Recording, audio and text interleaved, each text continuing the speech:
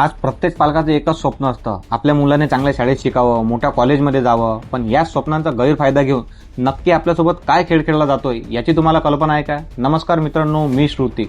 आज मी एक असं पुस्तक वाचलेलं आहे ज्या पुस्तकाने मला खरोखर विचार करायला भाग पाडला. पुस्तकाचं नाव आहे शिक्षणाचा गोरखधंदा आणि लेखक आहे संजय महल्ले. हे पुस्तक 2014 मध्ये प्रकाशित झालं, पण विचार करण्यासारखी गोष्ट म्हणजे आज 2026 मध्ये या पुस्तकात मांडलेले प्रश्न जसे तसेच आपल्या समोर दिसतात. जसं की शाळेची वाढलेली फी, डोनेशनचा दबाव आणि इंग्रजांच्या काळापासून चालत आलेली शिक्षण पद्धती, जिथं फक्त पदव्या आणि नोकर तयार केले जातात. म्हणून हे पुस्तक वाचताना मनात फक्त सारखा एकच प्रश्न येतो, आपण आपल्या मुलांवर लाखो रुपये खर्च करून आपण त्यांना काय बनवतोय? चांगला माणूस की फक्त पैसे आणि सक्सेस मागे धावणारा रोबोट?